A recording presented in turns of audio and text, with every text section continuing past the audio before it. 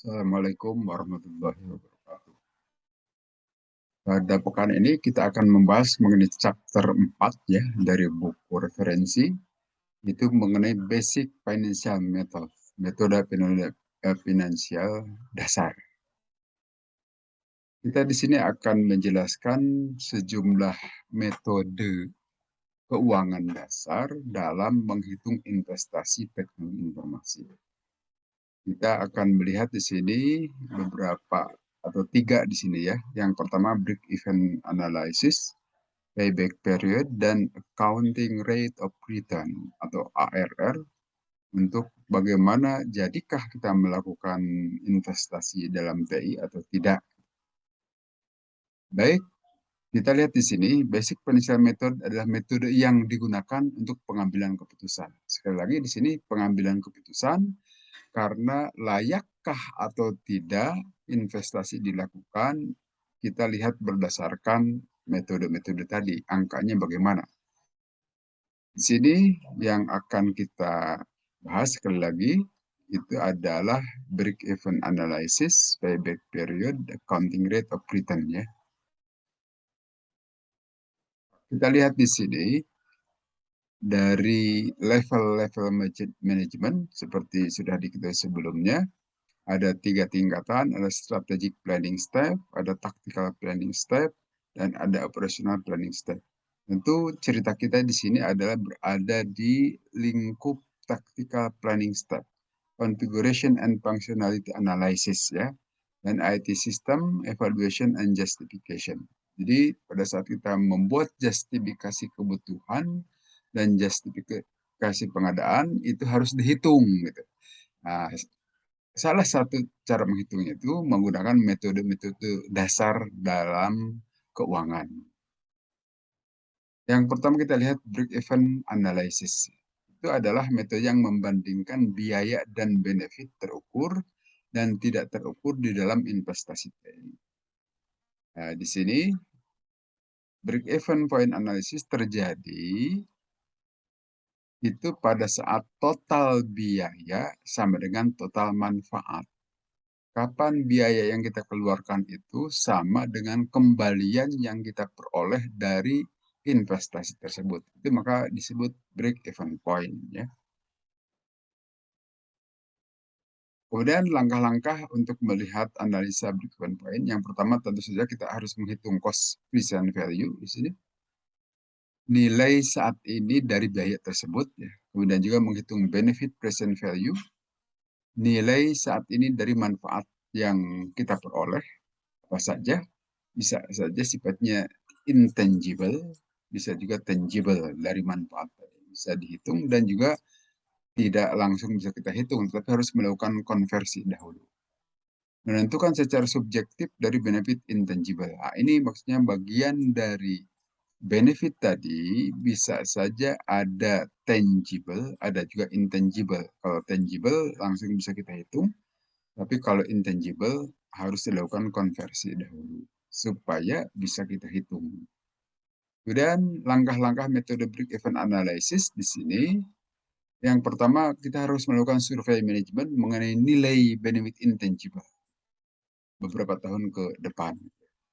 Tentu ini harus mencari informasi sehingga bisa dikonversi nilai intangible itu menjadi sesuatu yang bisa dihitung. Kemudian menggunakan ukuran pengganti sebagai nilai aktual benefit intangible. Itu artinya melakukan konversi ya. Dan alternatifnya menggunakan pendekatan statistik. Kalau sulit kita memperoleh cara mengkonversi nilai-nilai intangible benefit. Nah, salah satu cara lain adalah menggunakan pendekatan statistik. Kemudian ada keuntungan dan kerugian dari break-even analysis. Yang pertama sudah memperhitungkan nilai benefit intangible dari analisis yang kita lakukan gitu ya. Dan kemudian juga sudah memperhitungkan nilai waktu dari uang, present value, nilai saat ini, dan tentu ada kelemahannya juga di sini, yaitu penilaian yang secara subjektif, maka nilai yang muncul bukan merupakan nilai yang sebenarnya, karena nilainya subjektif tadi. Ada kemungkinan seperti itu. Dan tidak ada cara menentukan besaran kesalahan estimasi. Ini juga yang harus diantisipasi. Nah, contohnya kita lihat di sini, dalam break-even analysis, misalnya sebuah organisasi akan mengambil keputusan apakah melakukan investasi atau tidak, maka biaya awal atau perolehan sistem komputer adalah katakanlah $100.000 di sini. Dengan biaya perawatan per tahun hingga tahun ketiga adalah $20.000. Ya. Benefit yang didapatkan dari sistem komputer yang baru adalah peningkatan produktivitas per tahun hingga tahun ketiga sebesar $35.000.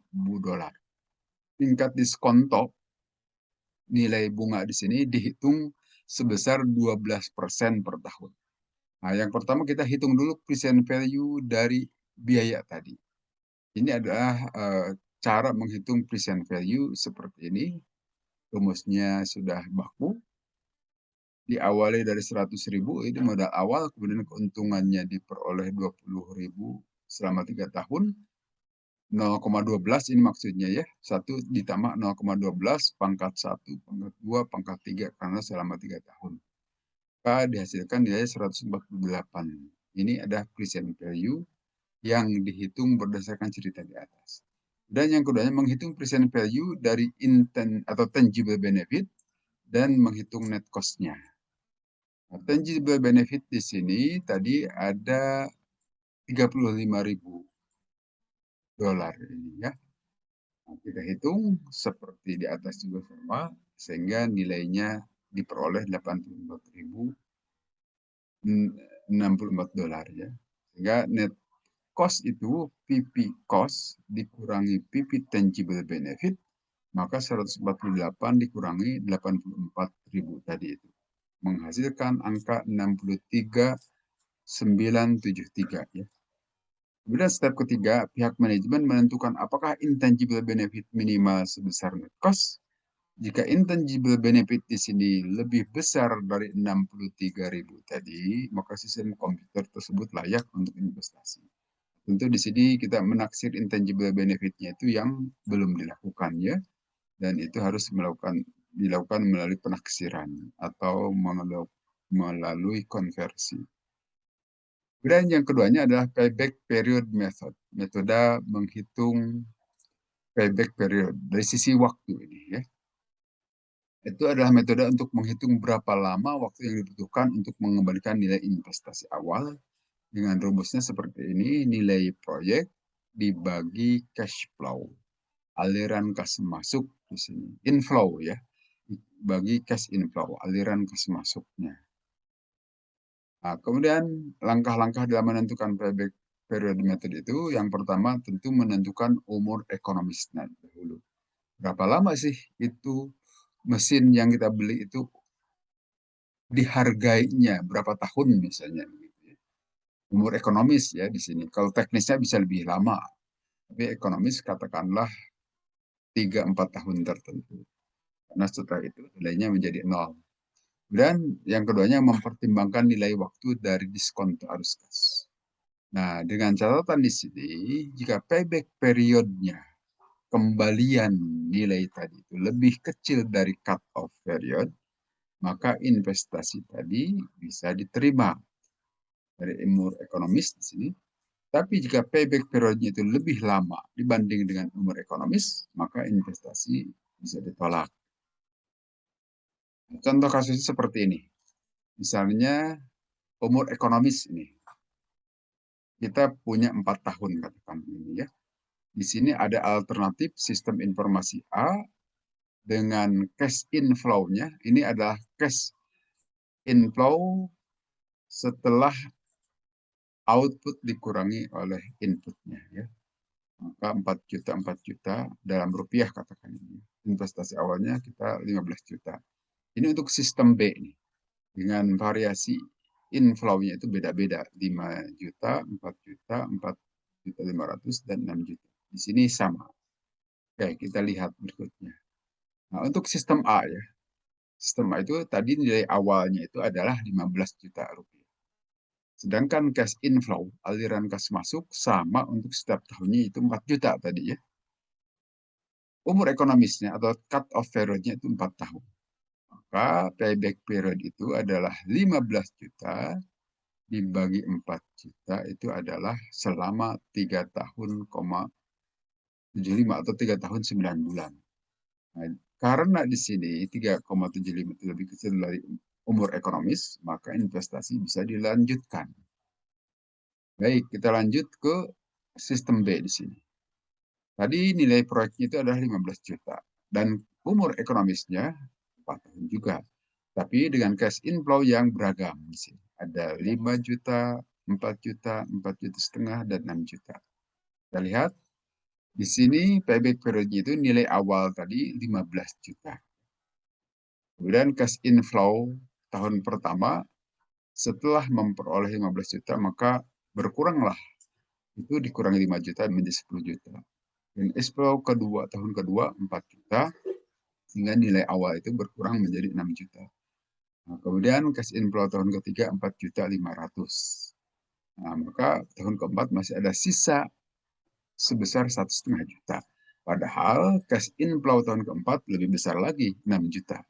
Maka di sini sisa investasi tahun keempat itu bisa ditutup oleh cash inflow tahun keempat, yaitu di sini kita bagi saja 1,5 juta yang tersisa itu bisa dibayar dengan 6 juta dalam setahun.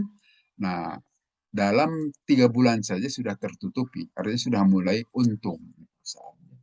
Hingga di sini disimpulkan total payback periodnya itu adalah 3 tahun 3 bulan. Ini masih lebih kecil dari 4 tahun. Artinya investasi tersebut bisa diterima.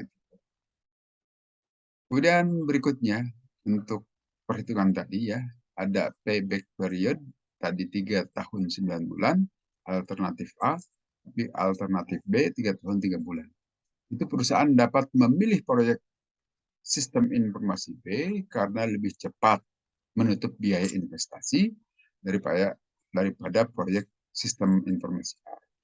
Kalau dibandingkan mau menggunakan alternatif B atau alternatif A, dilihat dari sisi payback period ini lebih cepat. Dan apabila memperhitungkan nilai net present value, maka dipilih investasi dengan nilai NPV terbesar dan dengan payback period yang lebih cepat. Tercepat. Ya. Nah, di sini kita lihat keuntungan dan kelemahan payback period. Yang pertama tentu saja mudah dan sederhana. Tapi ada kelemahannya juga, tidak memperhatikan nilai waktu dari uang. Juga tidak mempertimbangkan cash flow setelah payback period. Tidak dihitung lagi, ya sudah selesai. Karena sudah kembali modal gitu kan. Dan mudah menghitung dan menyampaikannya kepada decision maker yang tidak memiliki pengetahuan cukup mengenai nilai waktu terhadap uang. Time value of money itu. Ya, seperti kita ketahui ya, saat ini memang itu berlaku di dunia bisnis kita. Oke, cara mengatasi kelemahan payback period tadi, itu kita bisa memilih periode cut off yang tepat. Nah, tentu ini dasarnya pengalaman, kemudian perbincangan dengan para ahli, dan mereka yang tahu persis kondisi-kondisi sehingga dikatakan berapa tahun nih yang paling pas untuk mesin ini misalnya. Itu untuk pemilihan cut off periodnya. Dan mempertimbangkan nilai waktu dari diskonto arus kas sebelum menghitung payback period dengan menggunakan net present value. Nah, ini kita tentu juga ini perlu informasi dari luar ya. Tidak bisa kita tentukan sendiri, hingga harus lihat acuan-acuan yang berlaku dalam dunia bisnis pada umumnya. Kemudian yang ketiganya adalah accounting rate of return ya. Ini adalah metode pengambilan keputusan yang mengukur besarnya tingkat keuntungan dari investasi. Ada 2 rumus di sini. Rumus pertama, ARR itu adalah rata-rata laba bersih tahunan dibagi rata-rata nilai aset bersih tahunan. Yang kedua, rata-rata laba bersih tahunan dibagi investasi. Dengan catatan, di sini laba bersih tahunan itu adalah nilai arus kas masuk dikurangi depresiasi. Atau di sini juga sebutkan nilai aset bersih tahunan itu adalah nilai aset bruto yang masih kotor dikurangi depresiasi kumulatif secara menyeluruh. Kalau ini rumusnya laba bersih tahunan itu nilai arus kas masuk dikurangi depresiasi. Ini sama dengan ini ya. Oke, baik. Asumsi dasar untuk penghitungan ARR tadi. ARR, accounting rate of return itu harus lebih besar atau sama dengan nilai cut off rate of return. Maka keputusan investasi bisa diterima.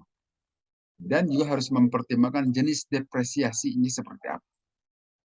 Tentu ini kaitannya juga dengan umur ekonomis tadi ya, untuk menghitung depresiasi lama. Kemudian yang berikutnya mempertimbangkan klasifikasi biaya. Tentu di sini biaya modal atau biaya operasional, yang mana yang mau dihitung, seperti apa, dan seterusnya, biaya bersih. Ya. Ada tentu juga kelebihan dan kekurangan dari metode ARR, IRR ya, accounting rate of return. Ini tentu sederhana karena ini adalah dasar dan mudah dimengerti, kemudian bisa menggunakan data akuntansi yang sudah tersedia, sehingga tidak diperlukan perhitungan tambahan. Oh, biasanya di laporan-laporan keuangan itu sudah bisa langsung kita peroleh karena sudah dihitungkan kalau di laporan keuangan itu ya. Dan kekurangannya tentu juga tidak memperhitungkan nilai waktu uang, time value of money. Sekali lagi, itu luput dari perhitungan menggunakan dasar keuangan ini ya. Juga tidak memperhitungkan nilai atau tidak memperhitungkan jangka waktu investasi. Investment value di sini ya.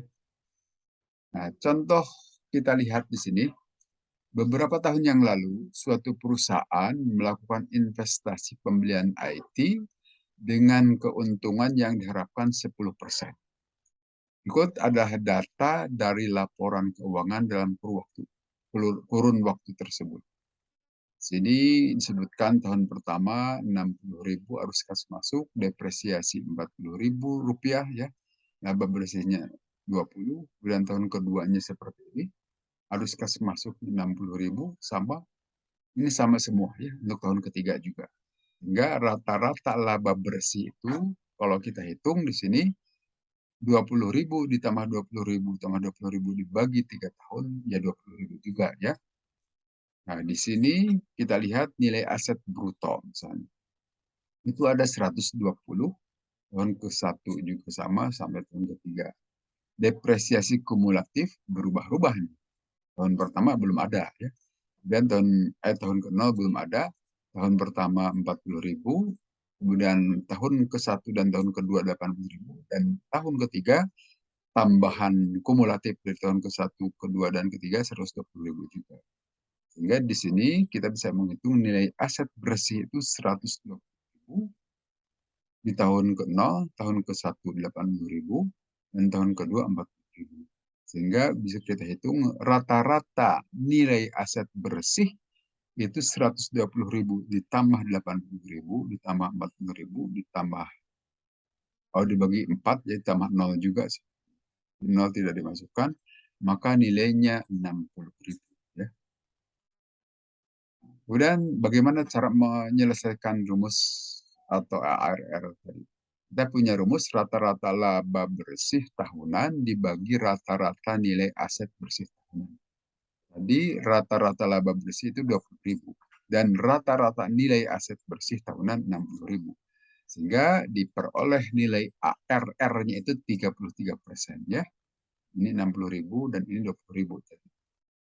33%, maka dengan asumsi keuntungan yang tadi diharapkan disebutkan di rumus di atas atau dalam contoh soal di atas sebesar 10%, maka nilai investasi tersebut memang layak untuk dilaksanakan.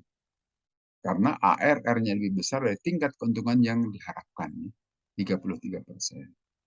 Itu penyelesaian menggunakan ARR. Kemudian kita juga dengan accelerate depreciation. Depresiasi yang diakselerasi di sini ya. Nah, beberapa tahun yang lalu, suatu perusahaan melakukan investasi pembelian IT dengan keuntungan yang diharapkan juga 10%. Berikut adalah data dari laporan keuangan dalam kurun waktu tersebut. Sini arus kas masuk dijelaskan sama seperti di atas tadi ya. Dengan keuntungan 40.000. Sehingga kalau dirata-ratakan, rata-rata laba bersih 20.000, yaitu 0 ini ditambah 20.000 ditambah 40.000. Kemudian nilai aset bruto sama seperti contoh pertama, depresiasi kumulatif juga begitu. Oh, ini besarannya dikurangi ya. Kemudian nilai aset bersih seperti ini juga. Sehingga kalau di rata-rata nilai aset bersih itu adalah 120.000 ditambah 60.000 ditambah 20.000 ditambah 0 sebetulnya dibagi 4 tahun, maka menjadi 50.000. Oke, kita lanjut. Nah, di sini rumusnya ARR itu ada rata-rata laba bersih tahunan dibagi rata-rata nilai aset bersih tahunan. Tadi ada 20.000 rata-rata laba bersihnya itu dibagi dengan rata-rata nilai aset bersih tahunan. Sehingga dihasilkan 40%. Maka dengan asumsi keuntungan yang diharapkan sebesar 10%, investasi tersebut memang juga layak untuk diteruskan. Ini keputusan yang dimaksud ya, bahwa apakah jalan atau tidak investasi ini. Apa sebab? Di sini nilai ARR-nya lebih besar dari tingkat keuntungan yang diharapkan ya. Kemudian kita lihat contoh di rumus 2 ya. Sebuah perusahaan melakukan investasi TI dengan investasi awal 140 juta rupiah. Laba bersih selama 3 tahun berturut-turut adalah 40.000, tahun pertama, tahun keduanya 50.000, dan tahun ketiga 30 juta maksudnya, mohon maaf ya, 30 juta. Tingkat keuntungan yang diharapkan adalah sebesar 20%. Kalau tadi 10%. Nah, bagaimana menggunakan ARR, layakkah kita melakukan investasi ini? Kita bisa menghitung di sini rata-rata laba bersih tahunan dibagi investasi awal. Tadi 40.000, tahun pertama, tahun kedua 50.000, dan tahun ketiga 30.000. Dibagi 160.000 di sini ya, 60 juta, mohon maaf. Jadi 160 juta. Maka hasilnya adalah 25%. Sehingga jika tingkat keuntungan yang disyaratkan atau yang diharapkan sebesar 20%, maka ARR 25% masih lebih besar dari yang diharapkan 20%. Berarti investasi ini juga layak untuk diteruskan. Di sini 160.000, di atas 140. Ada kesalahan ketik ini ya. Harusnya 160 juta ini. Saya kira demikian barangkali untuk penjelasan mengenai dasar-dasar investasi keuangan yang bisa digunakan di dalam penghitungan investasi awal teknologi informasi. Terima kasih. Assalamualaikum warahmatullahi wabarakatuh.